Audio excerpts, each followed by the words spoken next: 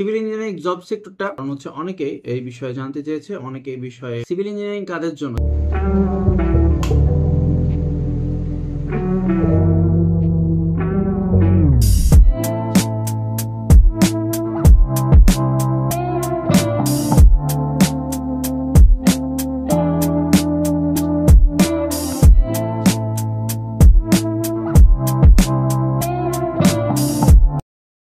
আচ্ছা, এইটা হচ্ছে মোস্ট রিকোয়েস্টেড ভিডিওর মধ্যে একটা, কারণ হচ্ছে অনেকেই এই বিষয়ে জানতে চেয়েছে, অনেকে এই বিষয়ে আমার মতামত চেয়েছে, প্লাস হচ্ছে পারিপার্শ্বিক সবকিছু মিলায়ে সবাই কিন্তু জানতে চেয়েছে যে সিভিল ইঞ্জিনিয়ার কেন চুজ করবে আর কেন চুজ করবে না।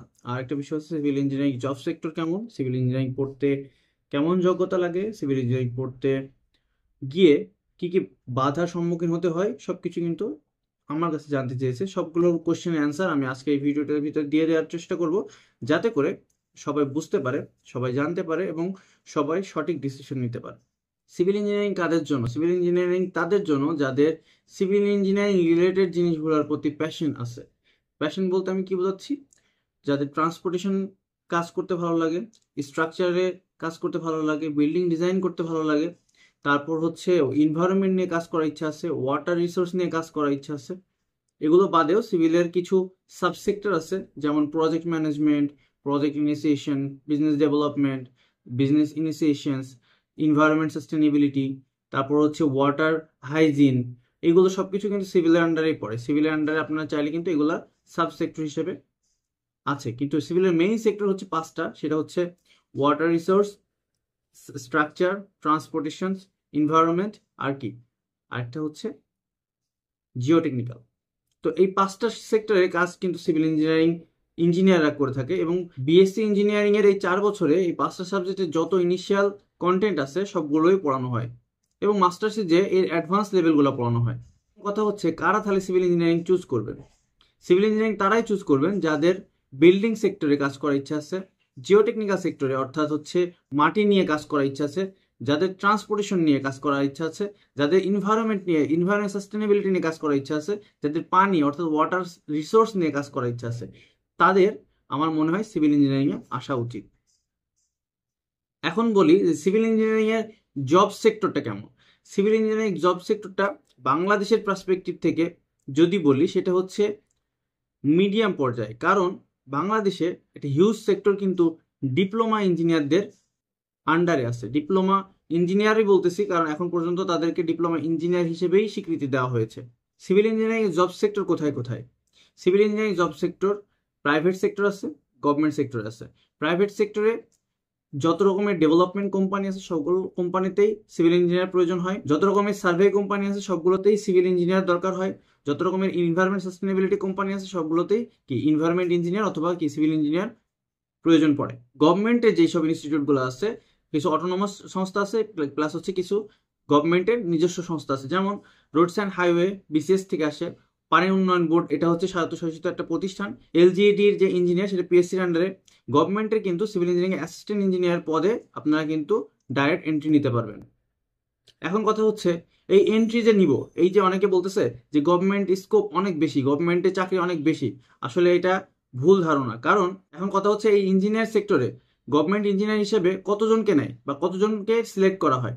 এখন দেখেন, যদি মনে করেন আপনার দেশে প্রতি বছরে সিভিল ইঞ্জিনিয়ার বের হচ্ছে, বুয়েট, কুয়েট, চুয়েট, রুয়েট, হাজি দানেশ, আদার যেসব বিজ্ঞান ও প্রযুক্তি প্লাস প্রাইভেট ইউনিভার্সিটি মিলিয়ে, সকল মিলিয়ে আমি যদি 6,000 স্টুডেন্ট চিন্তা করি, প্রতি বছর যদি 6,000ও বের হয়, তারও বেশি হয়তো বেরোচ্ছে, কিন্তু আইআইবি সার্টিফাইড যেটা হচ্ছে নামে লাগে যারা ইঞ্জিনিয়ার লাগাইতে পারে, তাদের যদি আমি হিসাব করি, যদি প্রতি বছরে 6,000ও স্টুডেন্ট বের হয়, সেই অনুপাতে কিন্তু চাকরি আমাদের সরকারি খাতে কিন্তু অত নাই। দেখা গেলো আমরা সার্কুলার পাচ্ছি অ্যাসিস্ট্যান্ট ইঞ্জিনিয়ারে 10টা পোস্ট, ডিওয়াসাতে 10টা পোস্ট, পানি উন্নয়ন বোর্ডে 50টা পোস্ট, এলজিডিতে হয়তো 3-4 বছর পর পর 200 করে 100 করে এরকম নাই। বিসিএস এর মাধ্যমে আসতেছে, বিসিএস এর মাধ্যমে 10টা পোস্ট। দিন শেষে হয় কি, এই যে পোস্ট, যেটা পোস্টের সংখ্যা কিন্তু অনেক বেশি কম, যাতে করে আমাদের কিন্তু প্রতিদ্বন্দ্বী অনেক বেশি, প্রতি বছরই প্রতিদ্বন্দ্বী বেরোচ্ছে, প্রতি বছরই কিন্তু আমাদের বেকারের সংখ্যা বাড়ছে, কিন্তু সেই অনুপাতে আমাদের যে সিভিলের জব সেক্টর কিন্তু আস্তে আস্তে কিন্তু কি ছোট হয়ে যাচ্ছে। কারণ কি, আমাদের সিনিয়ররাও আছে, আমাদের জুনিয়ররাও আছে, আবার আমরাও আছি। তো আমাদের কিন্তু একটা হিউজ একটা কি বলে প্রতিদ্বন্দ্বিতা পূর্ণ একটা পরীক্ষার মাধ্যমে কিন্তু আমাকে এদেরকে পার হতে হচ্ছে। এখন আসে আরেকটা কথার ভিতরে, সেটা হচ্ছে ডিপ্লোমাদের কথা যদি বলি, ডিপ্লোমারা কিন্তু উপসহকারী প্রকৌশলী হিসেবে তারা কি জয়েন করে, উপসহকারী প্রকৌশলী হিসেবে জয়েন করে তারা কারা, এরা হচ্ছে ডিপ্লোমা হোল্ডাররাই কিন্তু শুধুমাত্র করে। আমরা কিন্তু বিএসসি যারা আছে তারা কিন্তু 10ম গ্রেডের উপসহকারী প্রকৌশলীতে আমরা পরীক্ষা দিতে পারি না, শুধুমাত্র তারাই উপসহকারী প্রকৌশলী হিসেবে জয়েন করে। আর এটার পদ সংখ্যা অনেক বেশি, যেমন আমি যদি 10 জন সিভিল ইঞ্জিনিয়ার অ্যাসিস্ট্যান্ট ইঞ্জিনিয়ারকে নিয়োগ দেয়, সেই তারই প্রেক্ষিতে 50 জন হচ্ছে উপসহকারী প্রকৌশলীকে নিয়োগ দেয়। এখানে আরেকটা কথা হচ্ছে, এই উপসহকারী প্রকৌশলী এদের প্রমোশন হয়, এদের প্রমোশন হয়ে অ্যাসিস্ট্যান্ট ইঞ্জিনিয়ার হয়, যেটা 33%। অর্থাৎ আপনার যদি একটা গভর্নমেন্টের সংস্থাতে আপনার যদি গভর্নমেন্টের একটা ডিপার্টমেন্টে যদি 100 জনের পোস্ট থাকে, তার মধ্যে 33 জন আসবে ডিপ্লোমা হোল্ডার থেকে, মানে উপসহকারী প্রকৌশলী থেকে, আর বাকি 66% আসবে কি নিয়োগের মাধ্যমে। এখন কথা হচ্ছে এই 66%-এর সংখ্যাটা কিন্তু অনেক কম। এখন যদি আমি বলি 100 জনের কথা যদি বললাম, তাই 100 বলে 166 জন অনেক মনে হচ্ছে, কিন্তু প্রত্যেক ডিপার্টমেন্টে কিন্তু 66 জন, মানে 100 জন করে কিন্তু হচ্ছে সার্কুল আসে না, আসতে পারে 10 জন। তার মানে কি 10 জনের ভিতরে 6 জন মাত্র শুধুমাত্র সরকারি চাকরির জন্য এলিজিবল হবে। বাকি 3 জন কোথা থেকে আসবে? ডিপ্লোমা থেকে আসবে, যারা অলরেডি ডিপ্লোমা পাস করে এসেছে বা যারা অলরেডি উপসহকারী প্রকৌশলী হিসেবে ছিল। তারা 4 বছর 5 বছর চাকরি করার পরে কিন্তু প্রমোশন ডিমান্ড করে। তো আমরা এই সরকারি চাকরির ক্ষেত্রে কিন্তু একটা বাধার সম্মুখীন হচ্ছি যে আমাদের ডিপ্লোমা ইঞ্জিনিয়ার যারা আছে তারা কিন্তু আমাদের ওই জায়গাটাতে আমরা পরীক্ষা দিতে পারি না, যেটা 10ম গ্রেডে, সেই জায়গাতে কিন্তু হচ্ছে আমাদের তারা কিন্তু 100% কোটা নিয়ে আসে, তাদের জন্য আমরা কিন্তু ওই জায়গাতে পরীক্ষা দিতে পারি না। প্লাস হচ্ছে ওই পোস্টটা তারা প্রমোশন নিয়ে আমাদের যে অ্যাসিস্ট্যান্ট ইঞ্জিনিয়ার আছে সেই জায়গাতে কিন্তু তারা দখল করে নিচ্ছে। তাহলে কি বুঝতে পারছেন, যেটা হচ্ছে আমাদের যে জব সেক্টরটা কতটা ছোট হয়ে গেছে, বিশেষ করে গভর্নমেন্ট সেক্টরে গুলো। এখন আমি যদি বলি প্রাইভেট সেক্টরে গত বছর থেকে এখন পর্যন্ত সকল ডেভেলপমেন্ট স্টপ আছে। আগামী কবে, বিশেষ করে বাংলাদেশের পার্সপেক্টিভ থেকে যদি আমি বলি, কবে সেই ডেভেলপমেন্টগুলো চালু হবে আমরা কেউই কিন্তু জানি না। সেই বাজেটগুলো ঠিকমতো আসবে কিনা, সেই কাজগুলো আদৌ ঠিকমতো হবে কিনা, সে সম্পর্কে কিন্তু কোনো আইডিয়া আমাদের নেই। আগামী 3-4 বছর যে সিভিল ইঞ্জিনিয়ার যারা আছে তারা সঠিকভাবে জব প্লেসমেন্ট পাবো কিনা তারও কিন্তু কোনো গ্যারান্টি নেই।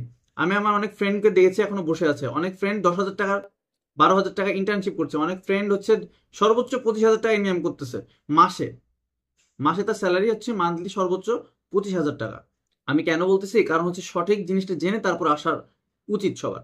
আর আপনার যদি ইচ্ছা থাকে দেশে কিছু করার, দেশে নিজে ফার্ম দেওয়া, নিজে ফার্ম দিতে হলেও আগে আপনাকে সেই বিষয়কে জানতে হবে, সেই বিষয়টা সম্পর্কে আপনাকে অনুধাবন করতে হবে, সেই বিষয় সম্পর্কে আপনার প্রপার নলেজ থাকতে হবে, তারপর আপনি নিজে ফার্ম দিতে পারবেন। আদারওয়াইজ কিন্তু আপনি নিজে হুট করে পাস করার পর একটা ফার্ম দিয়ে দিতে পারবেন না, আপনাকে কাজটা শিখতে হবে। আদারওয়াইজ আপনি কিন্তু কখনোই একটা জিনিসটাকে আপনি নিজের মতো করে তুলে ধরতে পারবেন, একটা কোম্পানিও বিল্ড করতে পারবেন, একটা ফার্ম বিল্ড করতে পারবেন না। আগে নিজেকে শিখতে হবে, যে শেখার জন্য অপরচুনিটি লাগবে। আর এখন সিভিলের যদি মোস্ট অফ দ্য জবের সেকশন দেখাই, আমি আপনার দেখলে এবার বুঝতে পারবেন যে ম্যাক্সিমাম জায়গায় সব জায়গাতে আপনাদের কি চাচ্ছে, এক্সপিরিয়েন্স আছে। আমি এক্সপিরিয়েন্স কোথা থেকে পাবো, যদি আমি নিজেকে এক্সপিরিয়েন্স কোথা থেকে পাবো যদি আমাকে কেউ অপরচুনিটি না দেয়। আর এত ডিপ্লোমা হোল্ডার হয়ে গেছে, প্রত্যেকটা কোম্পানি চাচ্ছে কি ডিপ্লোমা হোল্ডার হায়ার করতে, কারণ কি ডিপ্লোমা হোল্ডারকে কম টাকার ভিতরে নিচ্ছি। আচ্ছা, আমি এখন আছি বাংলাদেশের সব থেকে বড় জব পোর্টাল যেটা বিডি জবসে আছে, ঠিক আছে। আমি জাস্ট হচ্ছে আমি আমার প্রোফাইল, এটা আমার প্রোফাইল, এই যে এটা আমার মোটামুটি প্রোফাইলটা কমপ্লিট করা আছে, আমার 100% প্রোফাইল কমপ্লিট দেখাচ্ছে। তো আমি আপনাদেরকে একটা জিনিস দেখানোর জন্য আপনার এখানে মানে এই পোর্টালটা দেখাচ্ছি। এখানে আমি যদি সিভিল ইঞ্জিনিয়ার লিখে সার্চ করি, ঠিক আছে, এই যে এখানে সার্চ করলাম, অর্গানাইজেশন টাইপ আমি সব কিছু রাখলাম, গভর্নমেন্ট, সেমি গভর্নমেন্ট, তারপর হচ্ছে এনজিও যেগুলো আছে সবগুলো রাখলাম, যে কোনো টাইপের হলে হলো। সার্চ করলাম, দেখেন এখানে সার্চ করলে আপনি দেখতে পারবেন যে কয়টা পোস্ট ফাঁকা আছে। এখন দেখেন এখানে কত দেখাচ্ছে, 24, এখানে কত দেখাচ্ছে, 580টা জব কিন্তু পাওয়া গেছে, ঠিক আছে। তার ভিতরে ভ্যাকেন্সি কত, 1400 সামথিং, ঠিক আছে। এখন দেখেন সিভিল ইঞ্জিনিয়ার লিখে দিছি বলে শুধু সিভিল ইঞ্জিনিয়ার আসবে তা না, আরও অন্য অন্যগুলো দেখায় এখানে বিডি জবসে। এখানে কিছু হচ্ছে সমস্যা আছে। এখন দেখেন এই যে সিনিয়র ম্যানেজার সিভিল ইঞ্জিনিয়ার, ঠিক আছে, এখানে এক্সপিরিয়েন্স আছে কত, 8 থেকে 16 বছরের। ডেডলাইন কত, 2 সেপ্টেম্বর। নিবে কয়জন, ভিতরে যদি যাই, আচ্ছা ভ্যাকেন্সি হচ্ছে 2 জন, ঠিক আছে। স্যালারি এক্সপেকটেশন কেমন দেখি, যদি স্যালারি এক্সপেকটেশন 21,000 থেকে 61,000 টাকা পর্যন্ত মানুষ চাইছে, ঠিক আছে। এখানে কিন্তু চাচ্ছে কি 8 থেকে 16 বছর এক্সপিরিয়েন্স চাচ্ছে। আবার এখানে চাচ্ছে কি 30 থেকে 45 বছরের মধ্যে তার বয়স হতে হবে, আবার বিএসসি ইঞ্জিনিয়ারিং হতে হবে। আচ্ছা, আর একটা যদি জবে দেখি, এই যে এখানে একটা আসতেছে স্ট্রাকচার ইঞ্জিনিয়ার, এটাতেও কত, 5 বছরের। এটাতে বলতেছে কি সিভিল ইঞ্জিনিয়ার ইটিপি ফার্মে, এটাও কি কত বলতেছে, কত 3 থেকে 6 বছরের এক্সপিরিয়েন্স থাকতে হবে। এখানে কি 4 থেকে 6 বছর, এখানে কত 5 থেকে 10 বছর। এটাতে হচ্ছে কি বলতেছে 1 থেকে 3 বছর, 5 থেকে 10 বছর, 3 থেকে 5 বছর, সবগুলা কিন্তু এই যে এটা ডিপ্লোমা ইঞ্জিনিয়ার যাচ্ছে। এটা কি বলতেছে 2 বছর এক্সপিরিয়েন্স লাগবে, এটাতে 5 বছর এক্সপিরিয়েন্স লাগবে, এটাতে 5 বছর, সবগুলো কিন্তু এই 7 থেকে 8 বছর, এটা কি 4 বছর, সবগুলো এক্সপিরিয়েন্স আছে। এই যে এটাতে কোনো এক্সপেন্স হয়নি, কিন্তু এটা কিন্তু আমাদের সিভিলিয়ান না, এটা হচ্ছে বায়োমেডিক্যাল অ্যান্ড ইলেকট্রিক্যাল, এটা কম্পিউটার সায়েন্সে দিয়ে দিচ্ছে, এটা ডিপ্লোমা ইঞ্জিনিয়ার যাচ্ছে, এখানে কোনো এক্সপেন্স যাচ্ছে না, দেখছেন? ইন্টার্ন হিসাবে নিবে, হয়তো 5,000 বা 6,000 টাকা দিবে, 10,000 টাকা দিবে, এই যে 10,000 টাকা স্যালারি দিয়েই রাখছে, 5 জন নিবে, ঠিক আছে? এটা ডিপ্লোমা ইঞ্জিনিয়ার নিবে কিন্তু। আচ্ছা, আরও যদি দেখি, বসুন্ধরা এই যে 1 বছর যাচ্ছে, তাও মেকানিক্যাল ইঞ্জিনিয়ার। সিভিলের যাচ্ছে, এই যে সিভিল হচ্ছে 2 থেকে 5 বছর, সাব অ্যাসিস্ট্যান্ট ইঞ্জিনিয়ার, ঠিক আছে? ডিপ্লোমা ইঞ্জিনিয়ার যাচ্ছে কিন্তু, আবার ডিপ্লোমার সাথে কি বিএসসিও যাচ্ছে, ঠিক আছে? আমার কথা হচ্ছে আমার কথা হচ্ছে আমি জেনে বুঝে যেন আগাই সব কিছুতে, আমি যেন জেনে বুঝে আগাই। কারণ কি, আমার জব সেক্টরটা দেখতে হবে, জব সেক্টর অ্যানালাইসিস করতে হবে, প্লাস হচ্ছে আমার জন্য কোনটা সঠিক, আমার জন্য কোনটা আমার জন্য প্রিফারেবল, কেন আমি সিভিল ইঞ্জিনিয়ার চুজ করব, কেন আমার জন্য সিভিল ইঞ্জিনিয়ার বেস্ট, কেন আমি সিভিল ইঞ্জিনিয়ারিং চুজ করব না, কেন আমি সিভিল ইঞ্জিনিয়ারিং করতে পারবো না, সবকিছু মাথায় রেখে তারপর আমার মনে হয় আগানো উচিত। কারণ কি, কয়েকটা জিনিস আমি আবার শেয়ার করি, সেটা হচ্ছে সিভিল ইঞ্জিনিয়ারিং কিন্তু হলিডে থাকে না, কিছু কিছু সাইটে হলিডে নেই, মানে আপনি শুক্রবার আপনাকে কাজ করতে হতে পারে। কারণ কি, আপনার হচ্ছে সেখানে সাইটে কাজ চললে আপনাকে সেখানে থাকতে হবে, রাত দিন 24 ঘন্টা কাজ হলে পারে, সেক্ষেত্রে আপনি কিন্তু নাইট শিফট করতে হতে পারে। সিভিল ইঞ্জিনিয়ারিং এ মেয়েদের জন্য, বিশেষ করে মেয়েরা কিন্তু জব সাইট ইঞ্জিনিয়ার হিসেবে বা প্রজেক্ট ইঞ্জিনিয়ার হিসেবে সেভাবে তারা কোনো কোম্পানি প্রিফার করে না, বিশেষ করে বাংলাদেশের পার্সপেক্টিভে বলতেছি পুরোটা, বাইরের কথা আলাদা। তারপর হচ্ছে সিভিল ইঞ্জিনিয়ারিং এ একটা জায়গা থেকে আরেক জায়গায় মুভ করা লাগে, খুব দ্রুত মুভ করতে হয়। এখন যদি বলে যে ভাই এগুলো তো হচ্ছে ডিপ্লোমারও করবে, আমরা কেন করবো? ডিপ্লোমা ইঞ্জিনিয়ার দেশে এত বেশি হয়ে গেছে, তো বিএসসি ইঞ্জিনিয়াররাই কিন্তু চাচ্ছে যে সাইট ইঞ্জিনিয়ার হিসেবে জয়েন করতে। আবার স্ট্রাকচার ইঞ্জিনিয়ারের ক্ষেত্রে কিন্তু এক্সপিরিয়েন্স ছাড়া কেউ নিবে না। স্ট্রাকচার ইঞ্জিনিয়ার মিনিমাম 3 বছর 5 বছর কিন্তু স্ট্রাকচারে কিন্তু ভালো একটা পজিশন থাকতে হবে, ভালো একটা এক্সপিরিয়েন্স থাকতে হবে। বাংলাদেশের জিওটেকনিক্যাল ইঞ্জিনিয়ার যেগুলো আছে সবগুলো বাইরের দেশ থেকে আসছে। বাংলাদেশে হাতে গোনা কয়েকটা ইঞ্জিনিয়ার ছাড়া কিন্তু ভালো কোনো নাম পাওয়া যায় না জিও টেকনিক্যাল ইঞ্জিনিয়ার হিসেবে। ট্রান্সপোর্টেশনের ক্ষেত্রে বাংলাদেশের ভালো ইঞ্জিনিয়ার নেই। তারপরে হচ্ছে কি, ওয়াটার রিসোর্স ইঞ্জিনিয়ারিং এ যদি বলি, ওয়াটার রিসোর্সে বাংলাদেশে জব সেক্টর খুবই কম বলতে আছে, বাট কম, ঠিক আছে? প্রাইভেটের কথা বলতেছি, গভর্নমেন্ট সেক্টর যেমন ডিওয়াসা আছে, তারপরে হচ্ছে পানি উন্নয়ন বোর্ড আছে, তারপর হচ্ছে ঢাকার যে হচ্ছে ডিওয়াসা তো বললামই, তারপরে যেসব সিটি কর্পোরেশন গুলো আছে সেগুলো কিন্তু ওয়াটার রিসোর্স ইঞ্জিনিয়ার নেয়। আমাদের জব সেক্টরটা এত বেশি ন্যারো হয়ে যাচ্ছে যে অলরেডি ডিপ্লোমা হোল্ডাররা সেই জায়গাগুলো দখল করে রেখেছে। আমাদের বিএসসি ইঞ্জিনিয়াররা সঠিকভাবে নিজেদেরকে এক্সপিরিয়েন্স করতে পারছে না, আমাদের সঠিকভাবে আমরা কি নিজেদের স্কিলফুল করতে পারছি না, যার জন্য হচ্ছে কি, যে কোম্পানিগুলো আছে সবসময় এক্সপিরিয়েন্স চাচ্ছে, কোম্পানিগুলো বিশেষ করে ফ্রেশারদের নিতে যাচ্ছে না। আমার কথা হচ্ছে ফ্রেশারদের নিতে হবে কেন? আমার কথা হচ্ছে প্রত্যেকটা কোম্পানিতেই ফ্রেশারদের নেওয়ার জন্য একটা আইন করা উচিত। কারণ না হলে এই যে ফ্রেশাররা এক্সপিরিয়েন্স গ্যাদার করবে কোথা থেকে? এর এক্সপিরিয়েন্স যদি গ্যাদার না করে, আপনি যে এক্সপিরিয়েন্স আছেন, এক্সপিরিয়েন্সটা আসবে কোথা থেকে? এখন হয়তো আপনারা বুঝতে পেরেছেন আমি কেন মানুষকে বেশি সিভিল ইঞ্জিনিয়ারিং নিয়ে পড়ার আগে ভালোভাবে ভাবতে বলি। কারণ দিন শেষে আপনাকেই সাফার করতে হবে, আদারওয়াইজ আপনার এই সাফারের ভাগিদার কিন্তু কেউই হবে না। 4 বছর পার হয়ে যাবে, তারপর মনে হবে যে আমি 4 বছর কি ডিগ্রি অর্জন করলাম। যদি আপনার সিভিল ইঞ্জিনিয়ারিং না ভালো লাগে, যদি আপনার ট্রিপলি ভালো না লাগে, যদি আপনার সিএসসি ভালো না লাগে, যদি আপনার আইপি ভালো না লাগে, যদি আপনার মেকানিক্যাল ভালো না লাগে, যদি আপনার বাংলা ভালো না লাগে, যদি আপনার বিবি ভালো না লাগে, তাই এই জন্য আগের থেকে রিসার্চ করার পরে তারপরে হচ্ছে ডিগ্রি নেওয়ার জন্য এগিয়ে যান। কারণ এখন এখন অনেক রিসোর্স আছে, আমাদের সময় এত রিসোর্স ছিল না, আমাদের সময় এত এক্সপ্লেনেশন ছিল না, আমাদের সময় এত কিছুই ছিল না।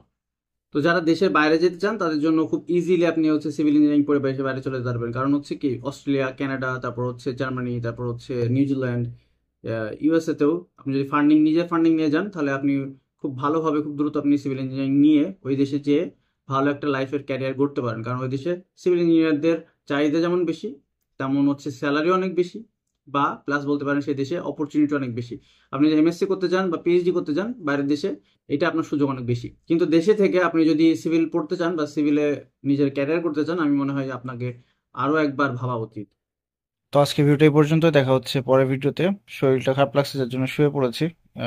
ততক্ষণ পর্যন্ত ভালো থাকুন, সুস্থ থাকুন, টেক কেয়ার। আসসালামু আলাইকুম।